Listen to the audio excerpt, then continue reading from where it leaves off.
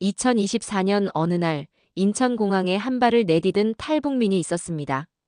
그가 한국 땅을 밟으며 내뱉은 첫 마디는 시원하다였습니다. 이 단순해 보이는 한마디 속에는 그가 지나온 고통스럽고 절망적인 시간들이 고스란히 담겨 있었습니다. 그가 한국에 오기 전까지 머물렀던 곳은 상상을 초월하는 열악한 환경의 수용시설이었습니다. 300명이라는 엄청난 인원이 함께 생활해야 하는 비좁은 공간이었습니다. 그 넓은 공간의 선풍기는 겨우 4개뿐이었고 그마저도 제대로 돌아가지 않을 때가 많았습니다. 더위는 견딜 수 없을 정도였고 습기와 찝찝함이 온몸을 감쌌습니다. 그 시설에서 가장 기피하는 곳은 화장실 주변이었습니다. 악취 때문에 아무도 가려 하지 않았고 그곳은 자연스럽게 문제를 일으키는 사람들, 즉 빌런들의 자리가 되어버렸습니다. 300명 중에서도 특히 말썽을 부리는 사람들이 모이는 곳이었죠. 그는 더위를 피하기 위해 선풍기를 따라다니며 하루하루를 버텨야 했습니다. 그런 지옥 같은 환경에서 지내다가 마주한 인천공항은 그야말로 천국이었습니다. 넓고 시원한 공간, 쾌적한 냉방시설, 그리고 깔끔하게 정돈된 모든 것들이 그의 마음을 사로잡았습니다. 공항의 규모 자체도 놀라웠습니다. 이렇게 넓은 공간이 있다는 것 자체가 신기했고 무엇보다 시원했습니다. 이것이 바로 그가 꿈꿔왔던 자유의 땅, 대한민국의 첫인상이었습니다. 한국에 온 그에게는 하나의 간절한 소망이 있었습니다. 대한민국의 중심에 서서 이 나라의 모습을 자신의 눈에 담고 싶다는 것이었습니다. 탈북을 결심할 때부터 가지고 있던 꿈이었습니다. 자유의 땅에 와서 그 중심에 서서 내가 여기까지 왔구나라는 것을 확인하고 싶었던 것입니다. 하지만 서울이 어떤 곳인지 그 중심이 어디인지 알 길이 없었습니다. 북한에서는 서울에 대한 정확한 정보를 얻기 어려웠기 때문입니다. 그때 그의 머릿속에 떠오른 것은 북한에서 배웠던 전쟁 역사였습니다. 6.25 전쟁 당시 한강과 한강대교에 대한 이야기들을 기억하고 있었습니다. 다리를 폭파시켰다는 이야기, 한강이 서울의 중심을 흐른다는 이야기들을 종합해보니 그곳이야말로 대한민국의 상징적인 장소라고 생각했습니다. 그래서 하나원을 나온 첫날 밤, 그는 곧바로 한강대교로 향했습니다. 그곳에 서서 한강을 바라보며 내가 드디어 여기까지 왔구나라는 감격을 느꼈습니다. 북한에서 들었던 그 한강대교에 직접 서 있다는 것이 믿기지 않았습니다.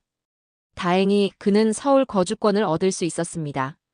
당시 하나원에서는 추첨을 통해 거주지가 정해졌는데 300명이 넘는 탈북민 중에서 서울에 갈 수 있는 기회는 단 2장뿐이었습니다. 경쟁이 얼마나 치열했는지 상상할 수 있을 것입니다. 한 장은 장애를 가진 분에게 우선적으로 주어졌고 나머지 한 장을 그가 뽑게 되었습니다. 정말 기적 같은 일이었습니다. 그렇게 그는 동작구에 정착하게 되었습니다. 북한에서는 평양과 지방의 차이가 하늘과 땅 차이였습니다. 평양에 살 수 있다는 것 자체가 특권이었고 지방으로 가는 것은 좌천이나 다름없었습니다. 평양에는 백화점도 있고 좋은 학교도 있고 문화시설도 있었습니다. 하지만 지방에는 그런 것들이 거의 없었습니다. 북한에서 지방에 살다가 평양으로 이주하는 것은 거의 불가능에 가까웠습니다. 특별한 공로를 세우거나 높은 지위에 올라야만 가능한 일이었습니다. 그래서 평양 출신이라는 것은 그 자체로 자랑이었고 지방 출신은 열등감을 가질 수밖에 없었습니다. 그래서 대부분의 탈북민들은 굶어 죽어도 서울에 가야 한다고 생각했습니다.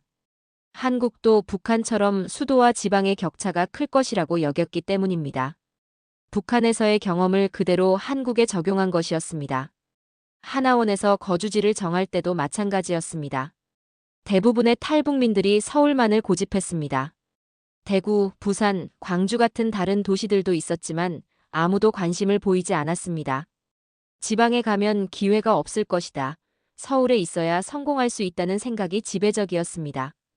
실제로 하나원에서 만난 탈북민들은 모두 서울만을 고집했습니다. 그들의 생각은 단순했습니다.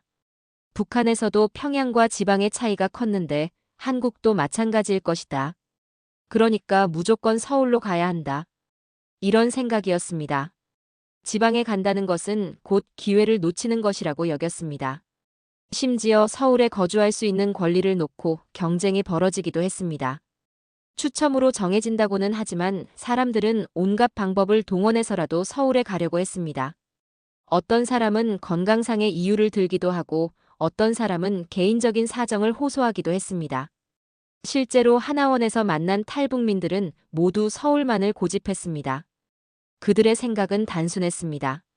북한에서도 평양과 지방의 차이가 컸는데 한국도 마찬가지일 것이다. 그러니까 무조건 서울로 가야 한다. 이런 생각이었습니다. 지방에 간다는 것은 곧 기회를 놓치는 것이라고 여겼습니다. 하지만 실제로 한국 생활을 경험해보니 생각과는 완전히 달랐습니다. 그는 남편이 대구에 있다는 한 탈북민과 화상통화를 할 기회가 있었습니다. 화면을 통해 본 대구의 모습은 그의 고정관념을 완전히 깨뜨렸습니다. 지방이라고 하는 곳에도 높은 빌딩들이 즐비하고 밤에는 환하게 불이 켜져 있었습니다. 발전된 도시의 모습 그 자체였습니다. 그때 그는 깨달았습니다. 아, 한국은 지방이라는 개념이 아예 없구나. 북한과는 완전히 다른 나라구나. 이 깨달음은 그에게 큰 충격이었습니다. 북한에서 가져온 고정관념이 얼마나 잘못된 것이었는지를 알게 된 순간이었습니다. 그래서 그는 다른 탈북민들에게 언니, 서울은 살기가 빡센다고 들었어요. 대구도 좋은 것 같은데 대구로 가시는 게 어떨까요? 라고 권해보았습니다. 하지만 아무도 그의 말을 듣지 않았습니다. 굶어 먹어도 서울에서 굶어 먹겠다는 의지가 너무 강했습니다. 북한에서 가져온 고정관념의 힘이 얼마나 강한지를 보여주는 대목이었습니다. 한국에 온 그에게 한국 사람들은 매우 특별하고 경외스러운 존재였습니다. 자신이 그토록 동경했던 이 땅을 만들어낸 사람들이었고 이미 모든 것을 가지고 있는 기득권층으로 보였기 때문입니다. 이들은 이 사회의 주류였고 자신과는 완전히 다른 세상에 살고 있는 사람들이었습니다. 그에 비해 자신은 아무것도 가진 것이 없는 초라한 존재라고 느꼈습니다. 사회적으로도 개인적으로도 아무것도 없었습니다. 학력도 경력도 인맥도 심지어 한국에서 통용되는 상식조차 없었습니다. 그런 자신이 이미 모든 것을 갖춘 한국 사람들과 대화를 한다는 것은 상상만으로도 부담스러웠습니다. 그래서 처음에는 한국 사람들과 말하는 것 자체가 두려웠습니다. 나쁜 의미의 무서움이 아니라 경외감이 섞인 두려움이었습니다. 마치 높은 사람을 대하는 것 같은 긴장감과 부담감이 있었습니다. 혹시라도 실수를 하거나 이상하게 보일까봐 걱정이 되었습니다. 전화를 걸 때도 북한에서 배운 예절을 그대로 사용했습니다. 안녕하십니까? 요즘 건강하셨습니까? 오늘 아침은 어떠셨습니까? 기분은 어떠하십니까? 이런 식으로 안부를 자세히 물어보는 것이 북한에서 배운 전화 예절이었습니다. 이렇게 인사를 해야 예의 바른 사람으로 보인다고 생각했습니다. 하지만 이런 지나친 격식은 오히려 상대방을 당황하게 만들었습니다. 교회에서 그를 챙겨주려고 했던 권사님들이 전화를 걸어주셨는데 그가 너무 정중하고 격식 있게 인사를 하자 이 사람이 왜 이렇게 말하나? 마치 내가 90세 할머니인 것처럼 말하네라며 오해를 하시기도 했습니다. 이런 일들이 반복되면서 그는 점점 위축되어 갔습니다. 내가 아는 것은 이것밖에 없는데 이제 어떻게 해야 하지? 라는 생각에 빠졌습니다. 한국 사람이라는 존재 자체가 그에게는 넘을 수 없는 높은 벽처럼 느껴졌습니다. 그의 한국 적응기에서 가장 당황스럽고 어려웠던 경험 중 하나는 여성용품을 구매하는 일이었습니다. 이것은 단순히 물건을 사는 것을 넘어서 완전히 다른 문화와 생활 방식을 체험하는 과정이었습니다. 북한 평양에서는 중국에서 들어오는 여성용품을 일부 접할 수 있었습니다. 하지만 그는 평양이 아닌 다른 지역에 살았기 때문에 그런 제품들을 사용해 본 적이 없었습니다. 여성용품이라는 것 자체가 그에게는 생소하고 낯선 물건이었습니다.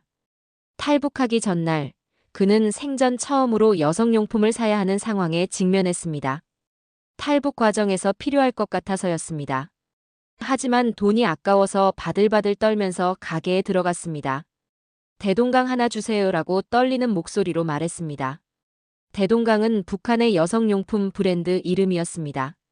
그런데 가게 사장님이 예상치 못한 질문을 던졌습니다. 날개 있는 것을 줄까요? 없는 것을 줄까요? 그는 그게 무슨 뜻인지 전혀 몰랐습니다. 날개가 있다는 것이 무엇을 의미하는지, 왜 그런 선택지가 있는지 이해할 수 없었습니다. 당황한 그는 어떤 게 더 싸나요? 라고 물어보았습니다. 가게 사장님이 날개 없는 게 조금 싸다고 하자 그럼 없는 것으로 주세요라고 했습니다. 가격만을 기준으로 선택했던 것입니다. 하지만 집에 와서 사용하려고 하니 더 큰 문제가 생겼습니다. 사용법을 전혀 몰랐던 것입니다. 어떻게 붙이는지 어느 방향이 맞는지 알 수가 없었습니다. 결국 반대로 붙이는 실수를 하고 말았습니다. 그때의 당황스러움과 난감함은 이루 말할 수 없었습니다. 하나원에서 나온 후 처음 마트에 갔을 때의 충격은 이루 말할 수 없었습니다. 여성용품 코너에는 정말 상상을 초월하는 다양한 종류와 브랜드의 제품들이 진열되어 있었습니다. 브랜드만 해도 수십 가지, 크기도 다양하고 기능도 각각 달랐습니다. 무엇을 사야 할지 몰라 한참을 서서 고민했습니다. 북한에서는 선택의 여지가 거의 없었습니다. 있는 것을 사용하거나 아니면 아예 사용하지 않거나 둘 중 하나였습니다. 하지만 한국의 마트에서는 선택의 폭이 너무 넓어서 오히려 선택하기가 어려웠습니다. 이것도 일종의 문화적 충격이었습니다. 주변에서 조언을 해주는 사람들이 있었습니다. 유기농 제품이 좋다, 화학 성분이 적은 것을 써야 한다, 최대한 좋은 것을 써야 한다는 말들을 들었습니다. 하지만 어떤 것이 유기농인지, 어떤 것이 좋은 제품인지 구별할 수 있는 지식이 없었습니다. 그러다가 그의 눈에 띈 것이 하나의 제품이었습니다. 포장지에 아기 엉덩이처럼 뽀송한이라고 쓰여 있는 제품이었습니다. 그 문구가 왠지 모르게 마음에 들었습니다. 아기 엉덩이라는 표현이 부드럽고 좋은 것 같다는 생각이 들었습니다. 그래서 바로 그 제품을 선택했습니다. 하지만 집에 와서 포장을 뜯어보니 또 다른 문제가 기다리고 있었습니다. 제품이 예상보다 훨씬 컸던 것입니다. 일반용이 아니라 대용량 제품을 잘못 선택한 것이었습니다. 그때는 포장지의 작은 글씨들을 자세히 읽어볼 줄도 몰랐고 용량 표시를 이해하지도 못했습니다. 아니, 근데 너무 커. 이게 기적이야. 라고 혼자 중얼거릴 수밖에 없었습니다. 이런 크고 작은 실수들을 겪으며 그는 한국 생활의 작은 것 하나하나를 몸으로 부딪히며 배워나갔습니다. 모든 것이 시행착오의 연속이었습니다. 이런 크고 작은 실수들이 반복되면서 그는 중요한 깨달음을 얻게 되었습니다. 한국에서의 새로운 삶은 단순히 정치적 자유를 얻는 것만이 아니라 완전히 새로운 문화와 생활 방식을 배우는 과정이라는 것을 깨달았습니다. 마트에서 물건을 고르는 것부터 사람들과 대화하는 방식, 전화 예절, 심지어 일상용품 사용법까지 모든 것이 새로웠습니다. 북한에서는 상상할 수 없었던 선택의 자유가 있었지만 동시에 그 선택을 올바르게 하기 위해서는 많은 것을 배워야 했습니다. 예를 들어 여성용품 하나를 사는 것도 단순한 구매 행위가 아니었습니다. 브랜드를 알아야 하고 기능을 이해해야 하고 자신에게 맞는 사이즈를 알아야 하고 사용법도 익혀야 했습니다. 이 모든 것이 하나의 학습 과정이었습니다. 전화를 거는 것도 마찬가지였습니다. 북한에서 배운 예절과 한국의 일상적인 대화 방식은 완전히 달랐습니다. 너무 격식을 차리면 이상하게 보이고 그렇다고 무례하게 할 수도 없었습니다. 적절한 선을 찾는 것이 쉽지 않았습니다. 때로는 이런 실수들이 부끄럽고 숨기고 싶었습니다. 특히 한국 사람들 앞에서는 더욱 그랬습니다. 자신이 얼마나 무지한지를 드러내는 것 같아서 위축되기도 했습니다. 하지만 시간이 지나면서 이런 경험들이 모두 소중한 배움의 과정이었다는 것을 알게 되었습니다. 한국 사람들도 처음에는 그의 행동을 이상하게 여기기도 했지만 시간이 지나면서 이해하고 도와주려고 노력했습니다. 교회 권사님들도 처음에는 그의 지나친 정중함을 이상하게 여겼지만 나중에는 그의 상황을 이해하고 더 따뜻하게 대해주었습니다. 지금은 그 시절의 실수들을 웃으며 이야기할 수 있게 되었습니다. 여성용품을 반대로 붙였던 일도, 대용량 제품을 잘못 산 일도, 전화에서 지나치게 정중했던 일도 모두 소중한 추억이 되었습니다. 당시에는 너무 부끄럽고 힘들었지만 지금 돌아보면 모두 성장의 과정이었습니다. 기자님에게는 이런 얘기 못한다며 웃으면서도 자신의 경험을 솔직하게 나누는 모습에서 그의 성장을 볼 수 있습니다. 처음에는 모든 것이 두렵고 낯설었지만 이제는 당당하게 자신의 이야기를 할 수 있게 된 것입니다. 이제 그는 마트에서 능숙하게 쇼핑을 합니다. 용량도 확인하고 가격도 비교하고 성분도 살펴봅니다. 포인트 카드도 만들었고 할인 혜택도 잘 활용합니다. 처음에는 그렇게 어려웠던 일들이 이제는 자연스러워졌습니다. 전화 통화도 마찬가지입니다. 이제는 상황에 맞게 적절한 톤으로 대화할 수 있게 되었습니다. 나이 많은 분들에게는 정중하게, 또래들에게는 친근하게, 상황에 따라 말투를 조절할 수 있게 되었습니다. 한국 음식도 많이 배웠습니다. 처음에는 김치도 너무 매워서 먹기 어려웠는데, 이제는 김치볶음밥도 만들고 된장찌개도 끓일 수 있게 되었습니다. 한국 요리 프로그램을 보면서 따라 해보기도 하고, 마트에서 새로운 재료들을 사서 실험해보기도 합니다. 그는 지금도 배움을 멈추지 않습니다. 새로운 제품이 나오면 관심을 가지고 알아보고 사람들과의 대화에서도 끊임없이 새로운 것을 배웁니다. 한국 사회의 변화하는 모습들을 관찰하고 자신도 그 변화에 맞춰 적응해 나가고 있습니다. 최근에는 스마트폰 사용법도 배웠습니다. 처음에는 버튼만 있는 휴대폰도 어려웠는데 이제는 카카오톡으로 메시지를 보내고 인터넷으로 정보를 찾고 온라인 쇼핑도 합니다. 기술의 발전을 따라가는 것도 쉽지 않았지만 하나씩 배워나가고 있습니다. 무엇보다 그는 자신의 경험이 다른 탈북민들에게 도움이 되기를 바랍니다. 자신이 겪었던 시행착오들을 나누어서 후에 오는 사람들이 조금이라도 더 쉽게 적응할 수 있기를 원합니다. 그래서 이런 개인적이고 민감한 이야기들도 용기를 내어 공유하는 것입니다. 하나원에서 후배들을 만나면 자신의 경험담을 들려줍니다. 처음에는 다 어려워. 하지만 하나씩 배워가면 돼. 실수해도 괜찮아. 그게 다 배우는 과정이야 라고 격려해줍니다.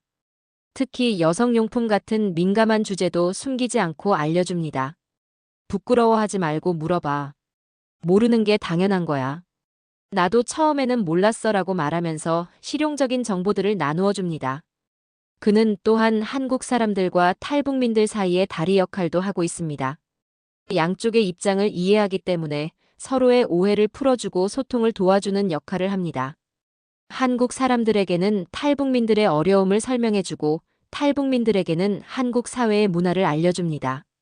그의 이야기는 단순한 탈북 경험담을 넘어서 새로운 문화에 적응해가는 한 인간의 진솔한 성장기입니다. 작은 실수들과 당황스러운 순간들이 모여 만들어낸 소중한 배움의 과정이었습니다. 그리고 그 과정에서 그는 진정한 자유의 의미를 깨달았습니다. 이 이야기는 우리에게 많은 것을 생각하게 합니다. 우리에게는 너무나 당연한 일상의 모든 것들이 누군가에게는 새로운 도전이자 배움의 기회가 될 수 있다는 것을 깨닫게 해줍니다. 마트에서 물건을 고르는 것, 전화로 인사하는 것, 심지어 생활용품을 사용하는 것까지도 말입니다. 그의 경험은 또한 인간의 적응력과 회복력이 얼마나 놀라운지를 보여줍니다. 아무것도 모르는 상태에서 시작했지만 포기하지 않고 하나하나 배워가며 이제는 자신의 경험을 나눌 수 있을 만큼 성장했습니다. 이것은 인간이 가진 무한한 가능성을 보여주는 감동적인 사례입니다. 무엇보다 이 이야기는 우리 사회가 어떻게 서로 다른 배경을 가진 사람들을 포용하고 이해할 수 있는지에 대한 중요한 메시지를 담고 있습니다. 작은 배려와 이해만 있다면 누구나 새로운 환경에서 자신의 자리를 찾아갈 수 있다는 희망을 전해줍니다. 교회 권사님들이 보여준 따뜻한 관심, 처음에는 오해가 있었지만 결국 이해하고 도와주려 했던 마음들이 그에게는 큰 힘이 되었습니다. 이런 작은 배려들이 모여서 한 사람의 새로운 인생을 만들어가는 것입니다. 권사님들은 그가 탈북민이라는 것을 알고 나서 더욱 세심하게 도와주었습니다. 한국 생활에 필요한 기본적인 정보들을 알려주고 병원에 갈 때는 동행해주기도 했습니다. 관공서에서 서류를 처리할 때도 함께 가서 도와주었습니다. 특히 한 권사님은 그에게 한국의 계절 변화에 대해 자세히 설명해 주었습니다. 겨울에는 이런 옷을 입어야 하고 여름에는 저런 것을 준비해야 한다면서 실용적인 조언들을 해주었습니다. 북한에서는 계절용품을 구하기 어려웠기 때문에 이런 정보들이 매우 소중했습니다. 마트 직원들도 점차 그를 알아보게 되었습니다. 또 오셨네요. 오늘은 뭘 찾으세요? 라고 친근하게 말을 걸어주었습니다.